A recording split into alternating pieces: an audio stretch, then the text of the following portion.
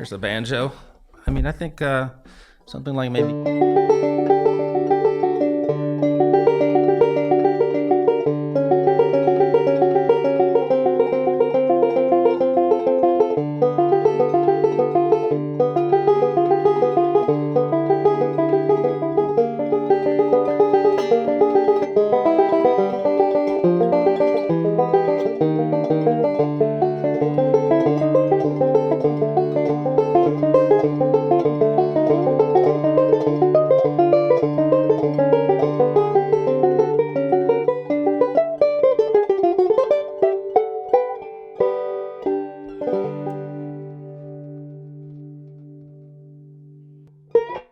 Béla Fleck, welcome to Philadelphia. Good to be here.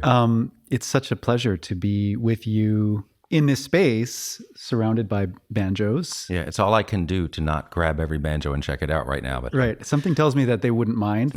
I was just thinking about the last time I saw you, which was in Knoxville earlier this year with the Beat Trio, which features Edmar Castaneda and Antonio Sanchez. Yeah. What an incredible band. The notes were flying, but the sensitivity and the collaboration was just so flowing and open. But one thing in particular that I wanted to ask you about was this bond with Edmar. And it made me think of your collaboration with Toumani Diabate, and then just, fingers on strings. There's a sort of kinship that I think, a special kinship that I think you have when you're collaborating with another person who's got fingers on strings. You know, could you speak to that a bit? Well, I love it. I mean, the thing about playing with Edmar and Antonio is it's like we're all percussionists, so we don't have to worry about rhythm. It kind of takes care of itself. And then the other beautiful thing is they're both incredible accompanists. So if it was just me, there's been times when I played just with Edmar as a duo, and it was really fun. He just has a beautiful rhythmic pocket. And I have to say the same thing with Toumani. It was like playing with Toumani because he would almost rather support than solo. It was like you had to prod him to solo, then he'd kick ass. But Edmar loves to solo, but he's a great accompanist. And then the bond with Antonio, it's like sometimes you find people that you agree with on 16th notes and where they sit, and then all of a sudden life gets very easy. I've had that experience also with Zakir Hussain. We had a very easy time remarkably easy time playing together. That was like, and then playing with Tony Rice and Sam Bush, like when those two guys were together, and I got to play with them. There was a magical, I call it the magical carpet ride. When it's going right, because we also talk about this in the bluegrass world, a floating sensation. Where nobody's making it happen, it's just happening by itself. But it only happens if everyone has that rhythmic ability and sensitivity. And as a banjo player, I'm essentially, I feel like I'm a percussionist, and it drives me. Rhythm drives me. It's the one thing banjo really does well. There's a lot of things it doesn't do well, but it's that's a home base for me. Well, so that's interesting. Thinking about rhythm as a key element in that, because the thing that I kept puzzling over. And this was true when I saw Beat Trio. It's been true when I saw you with Chick Corea. Just this kind of puzzle in my head, like, man, they're so busy in terms of what's happening. Why doesn't it feel busy? Why doesn't it feel cluttered? It actually feels very like open, which is kind of a magic trick. That's a function of really great time. When everyone in the band has a really great time, then the spaces in the notes create a space. But if people are sloppy, and I mean, there's some of the greatest music in the world is sloppy, and I say sloppy, I mean not metrically perfect. Right.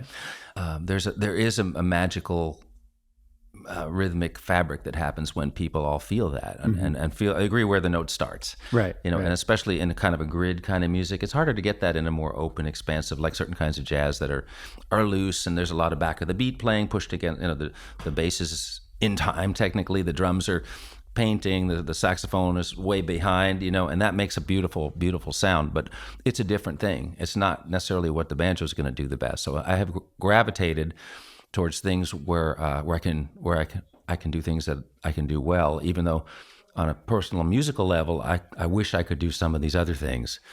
I wish I had the piano skills to have the harmony understanding that a lot of great jazz players have. What I do have is a rhythmic point of view, and so I think Chick Corea was comfortable with that. Like I said, hey Chick, man, I'm really not a jazz musician. You know that, right? And he said, don't worry, you play whatever you want, and I'll make it work. I was like, oh, that's gonna be nice. It's a good invitation. Yeah, it was an invitation to be yourself, and give him a different opportunity to figure out how to, justify what I played, which is part of what you do as an accompanist.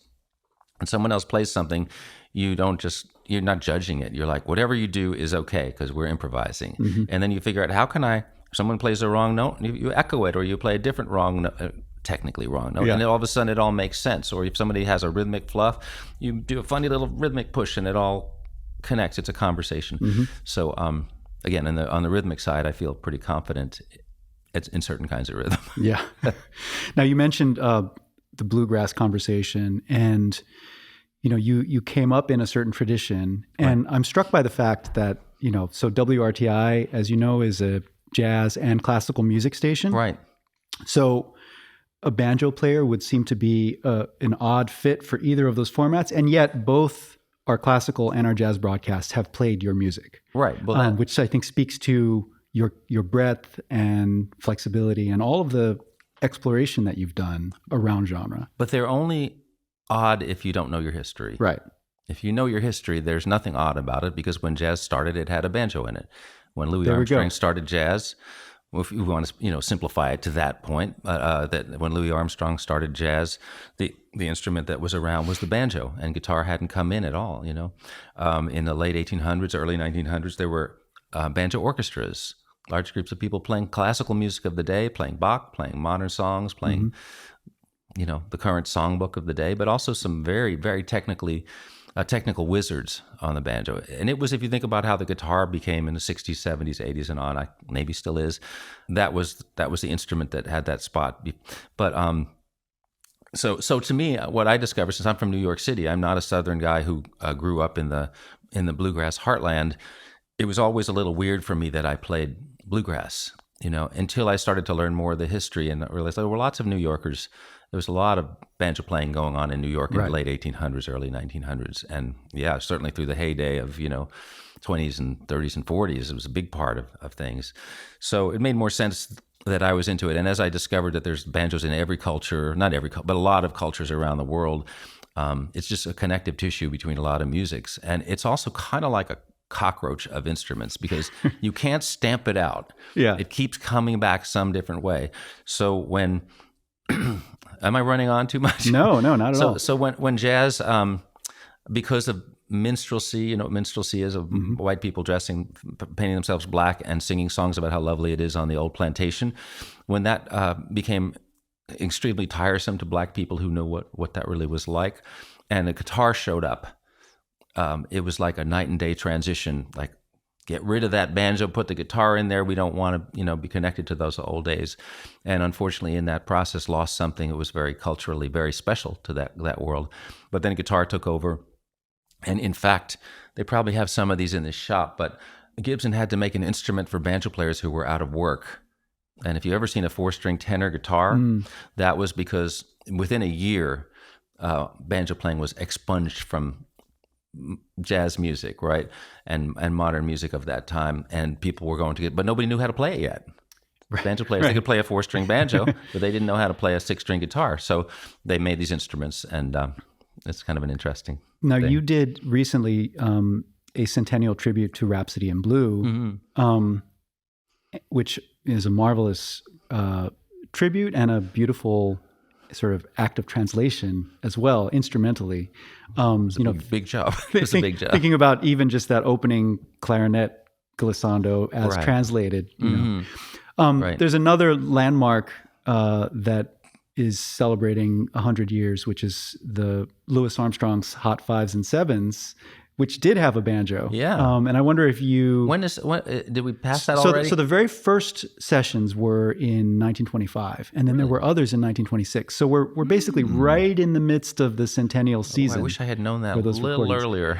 Do you have any relationship to those I've listened records? to those things. I always love hearing that period, but I love everything Louis did. I just think he's an outlier. All these people we've been talking about are outlier, strange, unique people, and I'm attracted to those people. And the Flecktones are a great example of that. Everyone in the band when we started was a a weird wacko that, nobody did what they did but them. Yeah. And so as time went on, we started attracting other weird wackos, and we were always had our radar out for people that were not normal. And, I mean that in the best of ways. People have really gone their own path, and people like Edmar turned up on our radar, or Paul Hansen, who played the bassoon, jazz bassoon, or just, those kinds of folk. Andy Norell, the way he plays the steel pans. So you mentioned history, and I wanted to ask about this experience you had delving into the African roots of the banjo. You went to Africa, you met a lot of musicians and studied not only the history, but also just the way that the culture pulses there. Right. That was a big piece of it. Yeah. So I wanted to ask, you have this lifelong relationship with your instrument. Was it altered in some way by that experience? It was broadened for sure. I love seeing, for instance, in Mali, people like Baseko Kouyaté, who's, teaching all his kids to play. And now, ever since that movie, now I've been meeting them as adults. It's been that long, and seeing how his whole family and his forefathers all played the ngoni, and he's continuing and he's passing it on, and that familial part of it. And well, it's tricky. Like when I'm listening to that music, it will come out in my playing when I'm focusing on it. But other words, I kind of think that musicians like me, there's a spontaneity that goes on. So whatever's bubbling around sort of reemerges in your playing if you're not thinking about it too much. The African stuff is always in there as an option, just like the Indian stuff or the Irish stuff or, whatever, Latin stuff, things that I've spent some time with. And they're sort of in this big pot. I think of it as a gumbo, not a puree, because there could be bigger chunks here and there. They might pop out. So that whole African experience, there was the cultural side of it and just the warmth of being with all those people. It was an incredibly beautiful time. And then there was the music that I actually learned. But a lot of times I didn't know the music and I was improvising. So how could I carry that on? I could take it on like if you're a jazz musician and you learned a new interesting harmonic phrase, you might play with it and come up with ideas from it. And so in that way, a lot of the different things that I did over there are in my playing and in my soup, and they come out when they want to. It's a little vague, but that's honestly how it is. Because I'm not trying. I don't say I'm going to write an African tune or I'm going to write an Indian tune. I just try and write music and then later figure it out how it's going to go. So, but all the things that I did in Africa helped me when I started playing with Zakir Hussain a lot, even though they're completely different cultures and worlds. It just set me up to be open and to listen in a different way and respond. So, but all these things change you and make you a better musician and person, hopefully. Yeah. We when we're talking about that journey, there's a temporal dimension too, in that you're there working with contemporary African musicians who are accessing this ancient lineage of music. But it's a present tense, you're playing in real time and connecting in real time. But then there's also this history of the instrument, and which is tied up with so much in American culture and history, some of which people try to brush under the rug. And so did the real time present tense experience also inform the way you understand that history? Yeah, I mean, they were just like me. Like Baseko is just like me. Tumani's just like me. They're just trying to play good. They're trying to take in outside influences and bring them out in their own way with a connection to the past and a love of the history and a responsibility to respect their instrument and have people understand that it's really special. Like they're all on a crusade, just like I am. Like, hey, the banjo's cool. Like, and not only that, it's not what you think it is. It's not just a Southern white instrument, while pointing out that some of the greatest American music ever created is bluegrass, and old time music that is Southern, a lot of it's Southern white. But as Rhiannon or someone like that might mention, well, we didn't get to hear a lot of the black people that were playing that music because they weren't recorded. I had quite a good idea of what I was getting into in Africa. In most cases, I had studied up what kind of music is happening in this region, what did I really like, because my job was also to curate, not just to play with anything that popped up, but actually to find stuff that I thought was amazing and highlight that and interact with that because I was curious myself. But even knowing that, I sometimes I'll say it's like you can know a pizza's going to taste good, but you still have to eat it to experience it. Right. So I could have just listened to the records and never gone there, and a lot of the information I could have gotten, but it wasn't the visceral, is that the word, experience of being there and in their homes and, all that. I want to ask also about your name as it pertains to this whole conversation, because Béla Bartók was, of course, a great composer, but he was also a very impassioned ethnomusicologist. Right. And someone who was very concerned about folk music and the dignity of folk music. And so I wondered when you began to understand that legacy and what it has meant in your life. Was there a point at which it really sort of like a light bulb went off for you? My parents had this arrangement. If we were boys, the father would get to name us. If we were girls, the mother would get to name us. My father was a classical music fan, and he named me Béla Anton Lajos Fleck after Béla Bartók, Anton Webern, and Lajos Janáček. My brother Ludwig, he got a different set of names. Now, the funny part about it, have you ever heard the song "A Boy Named Sue" by Johnny Cash? Of course. So they split up when I'm 1 or 2 years old, and he disappears, like essentially never to be seen again. And so I figure I got the name so I would learn to fight Béla, which was, but it didn't work out that way. But anyway, years later, I went and found him, and we developed some kind of relationship before he passed, and that was a good thing. But yeah, what is the power of a name, right? That's an interesting thing, because Béla couldn't have been a more apt name for who I ended up being. But it wasn't because I said, "Oh, that's my name, so I should go do this or do that." Right. He wasn't around showing me why he liked, esoteric classical. I mean, this is some edgy classical music. But I have a stepfather, Joe Palladino, and he was more of a centrist. He liked Brahms and Haydn and more consonant stuff. So I heard a lot of that when I was in my teens, and I got that influence. But as time went on, and I got into like more modern jazz, more 12-tone music, all that kind of stuff, all of a sudden Bartók became very interesting to me, and I love it now. But it was also abrasive in the beginning. I was like, I don't know, I don't know about this Bartók stuff. But you had to almost get to a certain age for me. And also being surrounded by so much bluegrass and stuff that's not so harmonically deep, deep, I don't know if that's the right word, but not so harmonically complex. It's fascinating to think that you could have been an Anton as a first name. Yeah. Like it could have easily been flipped, right? Yeah, right. And then what have I I been? Yeah. But I love his music now. I find it to be one of the really special, unique things. And just because he's one of those people like we're talking about, he's just so unique. And as we think about, I guess it was maybe your use of the word consonant just now that made me think of it, but in some of your compositions that have crossed over into a classical area, one of these is the Juno Suite for your son, which is just a beautiful piece of music has a lot of, there are kinships with, Aaron Copland. It's a very American sounding symphonic piece. Can we talk about that piece of music? Yeah, I had no idea how much it sounded like a piece for the common man. Until as I wrote it on the piano, just finding those chords, and I was like, oh, well, that sounds like good music. Let's do that. And it wasn't until the first performances I was like, oh my God, this sounds a lot like that Copland piece, because I've tried to avoid Copland and at all costs, because I tend to get pushed towards it. Like if ever I have my concerto, the first thing they say is, let's put on, a Copland piece with it. And I'm like, oh, can't we be a little more creative? Yeah. I liked it once I played in Chattanooga, and they did Béla and Béla. And it was Bartók and Fleck, and I thought that was fun. Yeah. But Copland, I don't know. Sometimes it's kind of like a Americana, but a little cheesy for me. Since he's not here anymore, I can say that without insulting anybody. But it's just not my favorite.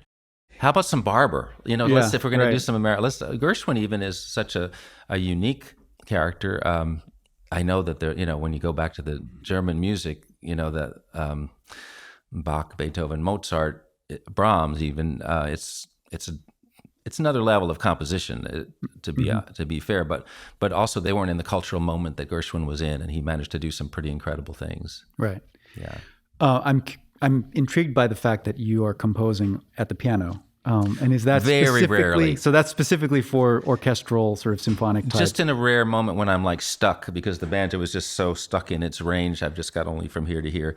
And so sometimes I'll go to the piano. I've had a few lucky things, like the Flight of the Cosmic Hippo was written like on the piano with 2 fingers. I don't play the piano, don't get me wrong. But I think occasionally I'll go sit we have a piano in our living room, and sometimes anyone in my house will sit and start composing, whether it's me or Abby or the boys, and just because it sounds great in that room. It's just a beat up old upright, and and it's led to a lot of different people, coming up with a good little hook or a good harmonic idea or a melody. So I like that, but it's not something I do a lot or I'm good at. Is there any Bartók in your solo banjo repertoire? No, there isn't. I had some pieces that Abby and I did as a duo, but I don't have any. But although when I was trying to figure out what to record with the Gershwin, I considered and started working on the Bartók viola concerto, which I thought, everyone laughs at the viola, right? And everyone laughs at the banjo, so let's marry the two. Yeah, and someday I hope to do that. I did have an arrangement of the last movement. I did have an arrangement of the last movement ready, and it just turned out not to be the right thing for that project. But I'm hoping that could happen sometime. That'd be really fun. You mentioned Rhiannon Giddens. Yeah. Rhiannon is doing this work. Chris Thiele is doing this work. There's a number of people who are, in my mind, they're carrying on something that you helped instigate in terms of really taking roots music and showing how generative it is, how alive it is, and how it connects with kind of everything, how flexible it can be. It can, yeah. But I also like it when people commit to the old music, right, and make that, because then you get to hear that again, and it doesn't have to be Rhiannon gone. does that too, yeah. And so there's this kind of multimodality, if you will, right? And so I want to talk about that legacy that I think it's fair to say is a part of your career, to really sort of show what's possible in this space and with this tradition. Do you feel like you've do you look at what's happening and feel a sense of satisfaction about it? Yeah, I think I could take credit as long as my teachers can take credit as well. Like my teacher, Tony Trishka, he took the ball from all the way over here and he brought it all the way over here, and maybe much more profound change from beginning to end. Not that he's done than me, because I was able to build a lot of what I did on things that he opened the doors. Like, oh, you can do play banjo without saxophone music while the drums are going crazy. Oh, I didn't know you were allowed to do that. Yeah. Just a lot of the musical things he came up with to do on the banjo that nobody had thought of before were very personal to his playing, very much. So, and also a lot of that encouragement to be yourself and not feel stuck by what's been done before. So there's that. So before him, there was Bill Keith, who trailblazed with the banjo. Before him, there was a lot of people. So even Earl Scruggs himself, who we said was traditionalist. Well, I mean, is a tradition, can it be a tradition when it's not even 100 years old yet anyway? Well, if it is, he came out of nothing. Nobody had done what he did before. And now we just think it's normal. But it's not normal. He's the one guy that figured this out. It's a continuum, and now there are people coming behind me that are amazing. And I have a banjo camp, and I'm getting to see some of these people that, like, I never had the John McLaughlin speed, the Yngwie speed. That's just not something that was my hands did naturally. But I've got some kids that do, and that are going to Berklee and learning from great jazz teachers, which I couldn't do. When I was in Boston, I wanted to go to Berklee. When I got out of high school, I was in a bluegrass band. It wasn't possible to be a banjo major there. I wanted that information so bad. I took lessons from some of the teachers from there, and they kind of got me on a path, but it wasn't available like it is now. So that's a big deal. But I can't take, it's a whole movement. It's like a whole pile of people that are all pushing the ball forward, and it's very natural. And then there are people who hate it, really disappointed. They're like, that's not what I love about bluegrass. And in fact, it's kind of crazy being from New York. When I'd play in New York, everyone would say, play more traditional. That's not why we came to see you. Right. But then when I'd go down south and play where there's a lot of bluegrass, they'd say, hey, that's cool.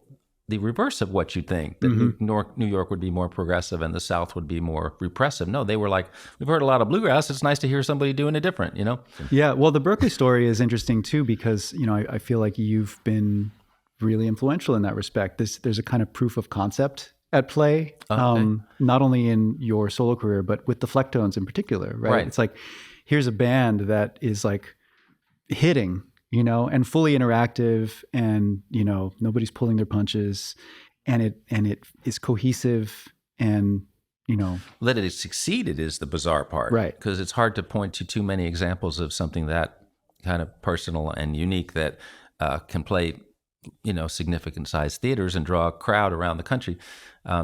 That's kind of wild. And I think that's partly due to a certain common man approach to music that I think the banjo kind of encourages in me. As much as I want to be Scriabin or, whoever, the banjo makes me want to do music that has a common theme and that a common man can listen to and feel something. So as esoteric as we might get, I always wanted to have a base in something very human and natural. So I think that's maybe what works, because the Flecktones can do some pretty out there music, but it doesn't feel that out there when you're watching it, because not only is that their common man aspect, but also the Wootens and Howard Levy and Jeff have a lot of performance ethic. So there's a lot of jazz musicians who would not even, look at the audience, that have a very introverted aspect. And it's hard to win over an audience when you're like that, even though it's perfectly reasonable as a musician to be that way, as a person to be that way. But the Wootens were at Busch Gardens. That was one of their first gigs. They were working at a theme park playing. One year they'd be in the oompa band, another time they'd be in the country band, then they'd be in the funk band, and they would do 5-8 shows a day doing the exact same show. And they were very comfortable with performative music while being incredibly adept jazz-oriented, funk-oriented musicians that improvised like crazy. So when the Flecktones started, we had no problem with the idea that we were going to put on a show and get people interested and use the stage in a way that was not static. And it just really helped. It just really helped. And sort of make novelty your friend, in the sense of own it. Like, this is this weird, like, what is this? And then within, about 4 bars, you're like, oh, there's a lot of music happening here. Right. But the trick was to not repel people with the complexity, and also have something like, if you get their attention, that might work for a little while. Novelty, people say, oh, novelty act, then they're done and then they're gone. But the idea was to have enough real music embedded underneath the novelty that the novelty got you to give it a few watches or listens, and then you might go, I kind of like I kind of like the music itself. I'd like to have that in my life, which is this. When music succeeds is when people want to have the music in their life, whether it's to go to sleep by, to go running by, to sit and listen to. If that doesn't happen, then they hear it, it passes by, and they move on to the next thing. Yeah. So there's got to be something sticky that makes you want to hear it again, and that's what a pop hook has, but you don't want to do pop. So when we talk about music that has a kind of ambition or complexity, but also a common touch, if I were to ask you to pick up the banjo and play anything from your wheelhouse that speaks to that balance, what would you play? I don't know. Can we find out? Well, I can play something. Let's see. Any banjos around here? Oh, there's one. There's a banjo. I mean, I think something like maybe...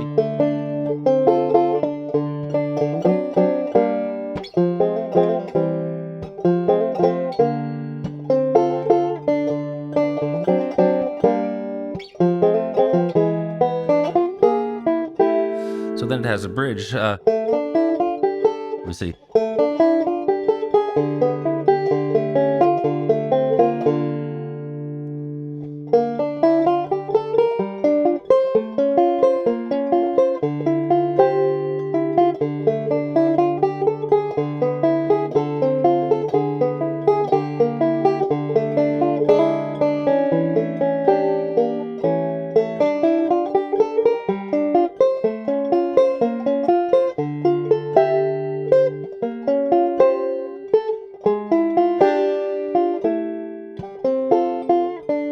So that bridge has a lot in it. Like, I'm not a crazy amount, but there's definitely some different harmony in there. Mm-hmm. But if you present it surrounded by a very funky, natural sort of groove, you can kind of put it in there. No, it doesn't repel anybody. Yeah. And then you can solo over it and have fun exploring those changes, which is a lot of fun. Yeah, things like that. So there's one that I'd say probably the ones that the Flecktones have done the best with have had some, they're kind of friendly tunes. Mm-hmm. but then we can do stuff with them. Right. I mentioned the Juno concerto. Yeah. Is there a theme from that you could play also? Yeah, maybe. Sure. There's a.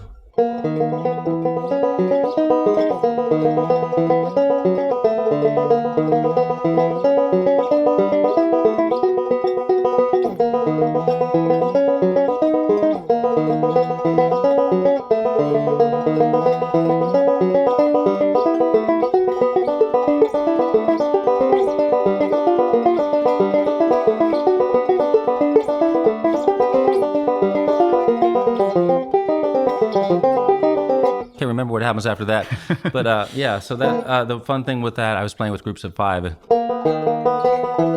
1, 2, 3, 4, 5. 1, 2, 3. And in this position, it just falls off the hand.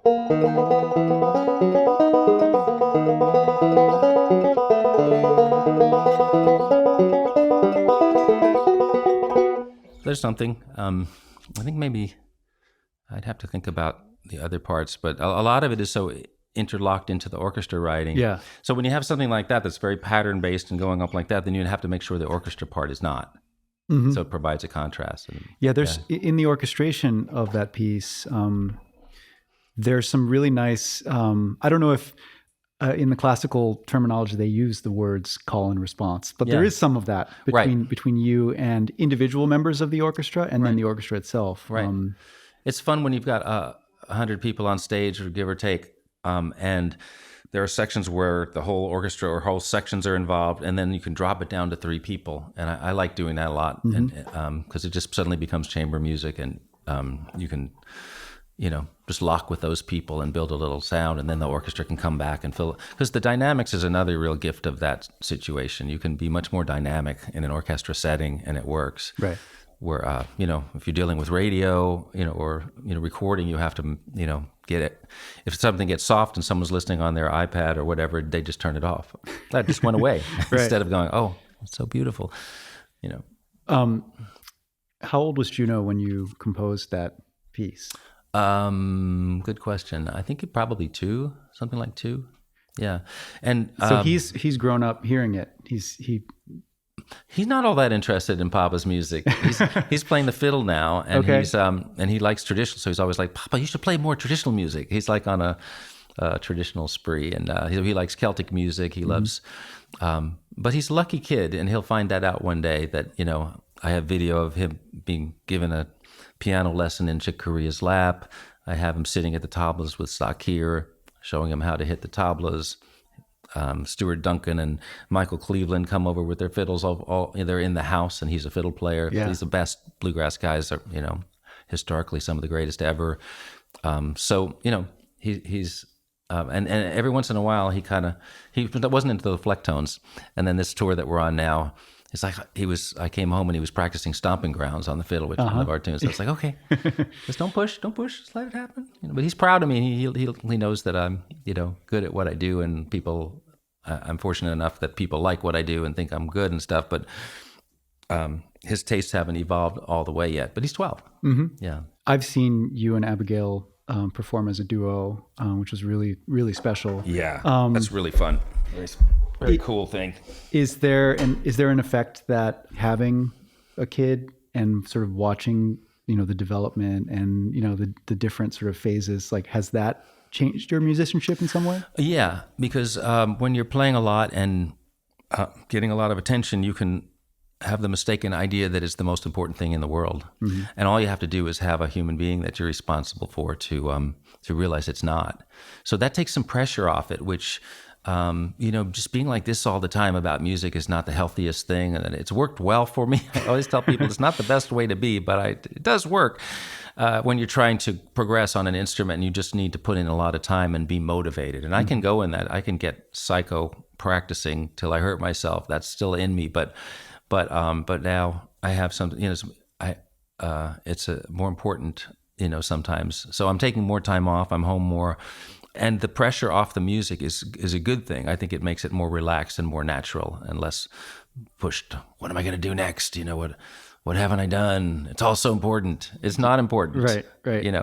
It's just this moment, Do you have a really active practice regimen, or is it something where it's more like just kind of maintaining because you've already put in all the hard work to get to a it's certain... funny. I remember Stanley Clark once said in one of these interviews, I was with him, and he said, yeah, I practiced a lot when I was young, so I don't have to practice anymore. Right. And I was like, doesn't work that way for me, but more power to you. He's incredible. And part of his looseness is from not over practicing. There's a looseness and a spontaneity that you can lose by playing all the time. Yeah. So Marcus Roberts was kind of the same.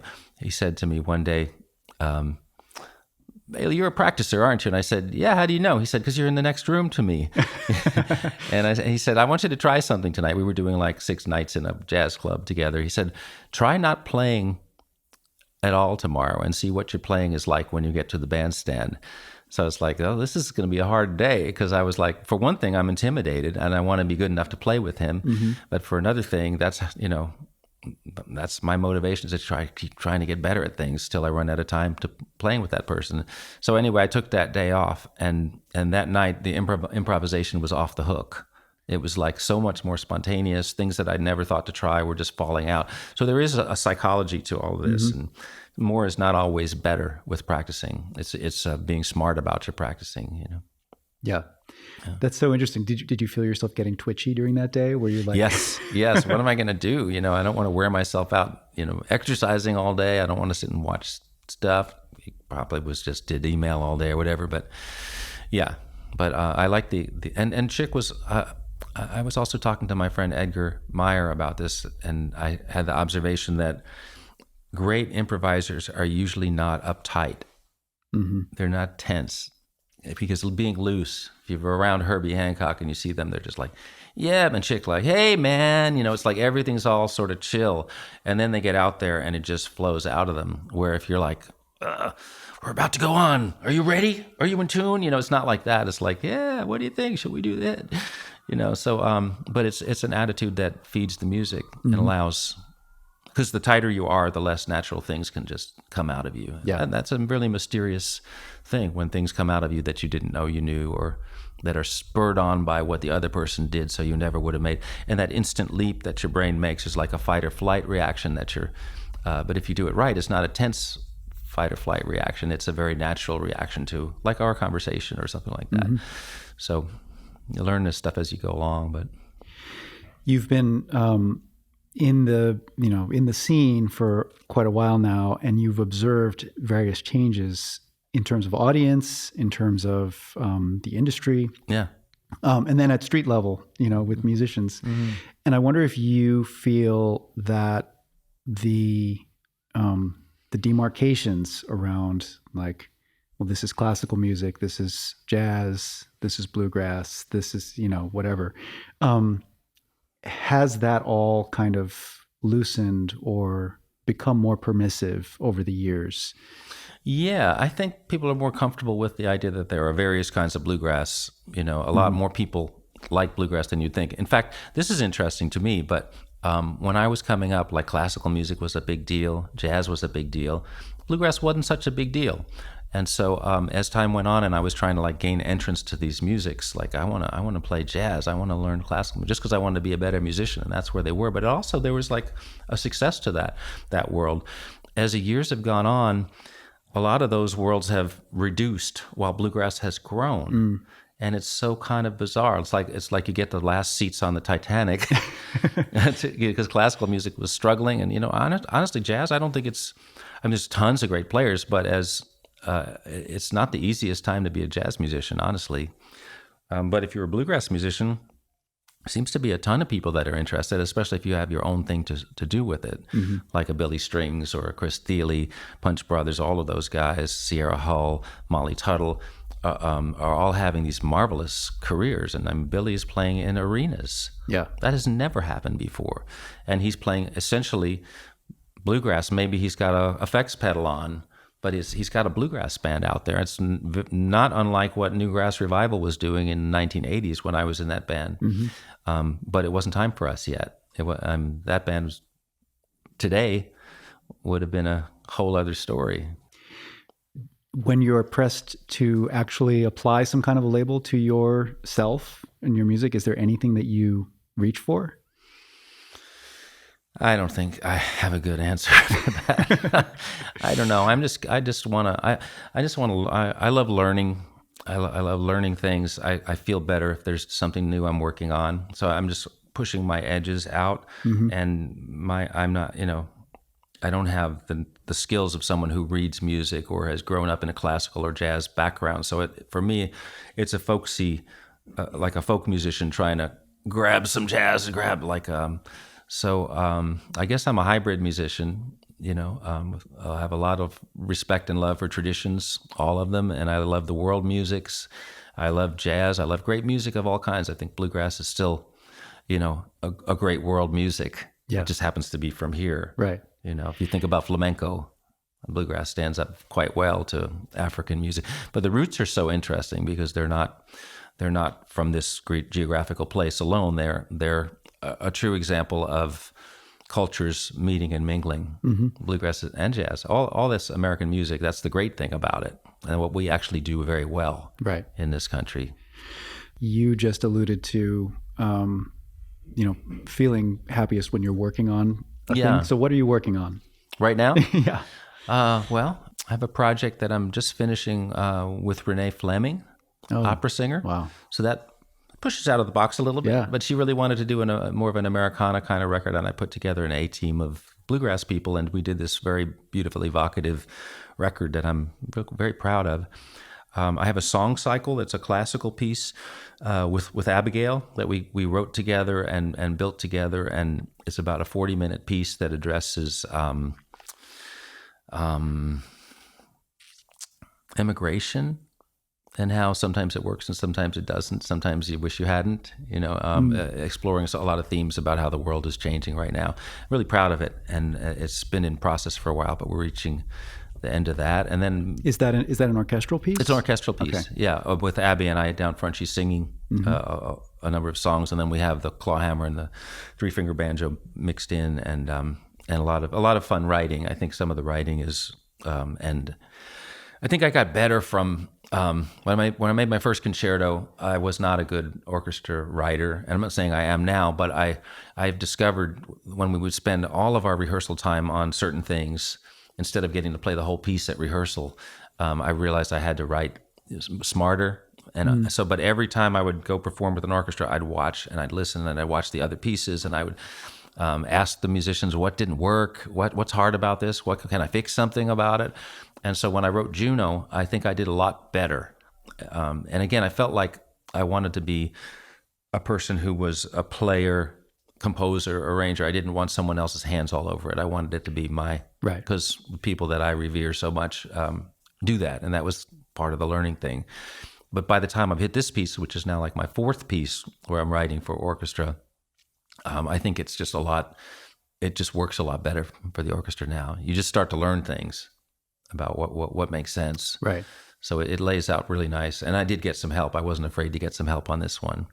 So that was cool too. Yeah, I can't wait to hear that. Yeah, it's really cool.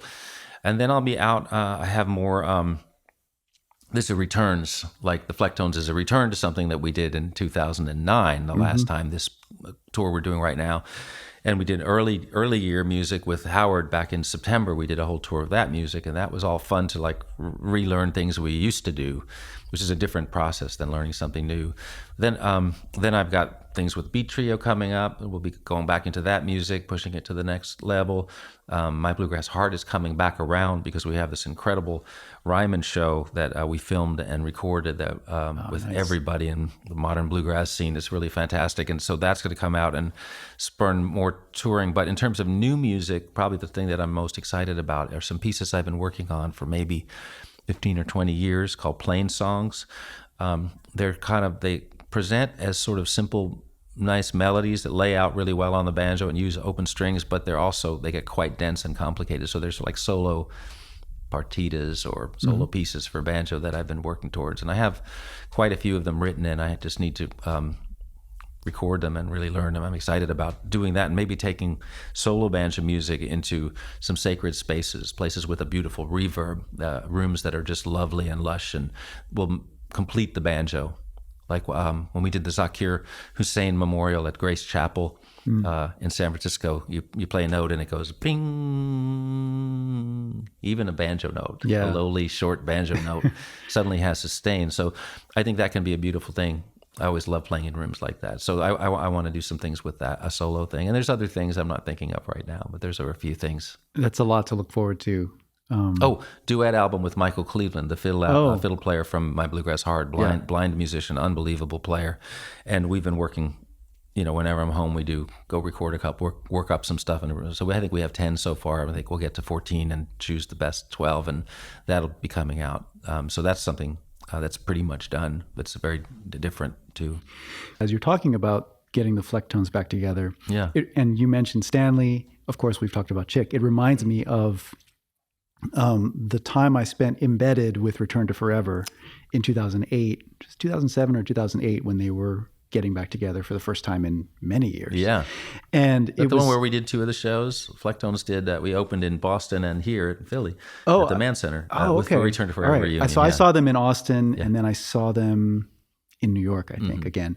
Where did they play? Was it Beacon? I think it was the Beacon. That's where I saw them when I was 17. That changed my life. Wow. Yeah. Wow. And we played there 2 nights ago, and then I pointed to the audience. That's where I was sitting when Return to Forever played, right in that seat over there, and it had changed my life. That's amazing. The thing that I was reminded of was when they got back together, there was an interesting tension among them about how to treat the old music.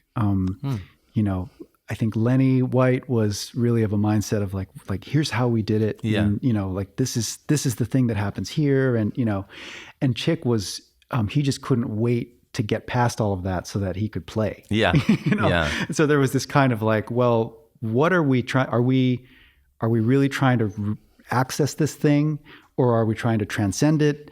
Does it matter? Like, how accurate do we want to be to this vision that we originally had? Right. Was there anything like that when you guys were sort of starting the engine up again, or was it not? Yeah, definitely. So, since we're playing rarely these days, every time we get together, we've got to kind of like reinflate the thing and remember how everything goes and relearn it. And if you're not careful, you can kind of get locked into like ways you played it for a certain period and get sort of stuck back in a certain thing. And that happens for sure.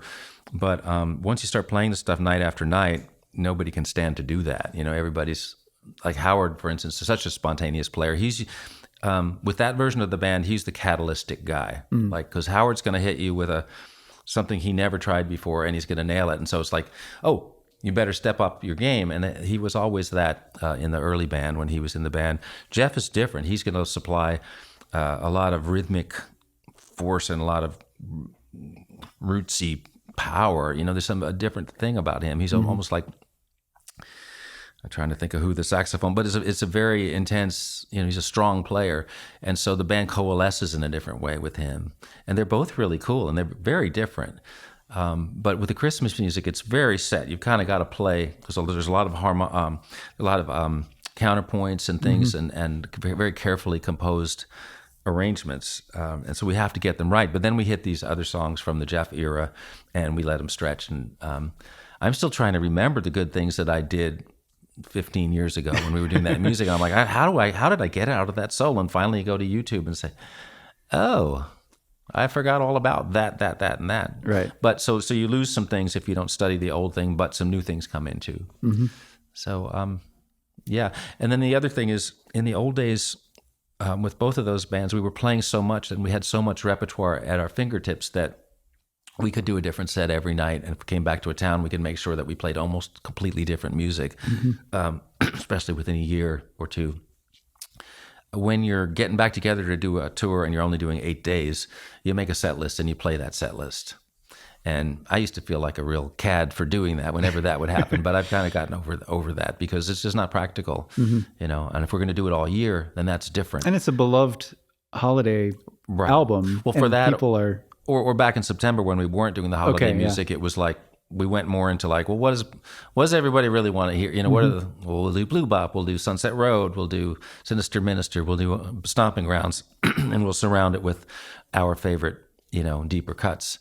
But again, if you're doing it for a few years, if you've got a plan to really be in it, then you can sort of broaden the set list and start to really become, have it be more flexible. And that's always a lot of fun. But we're just not really doing that right now. Mm-hmm. Everybody's got other things going on. But it could happen again. Yeah. We all love each other. Best of luck with the rest of this tour and with all of this incredible music that's coming. I'm very excited. Well, thanks. I don't even know which of these things I'm looking forward to most, but they all sound great. I feel very fortunate that this is what I get to do with my life, and also get to have the family that I have and the support that I have, and other things that are more important on a human level, make it more relaxing to work on things, hard things, and continue to grow and push, because there isn't such a spotlight on it in my life. It's sharing a spotlight, and so there's benefits to that too. Yeah. Yeah.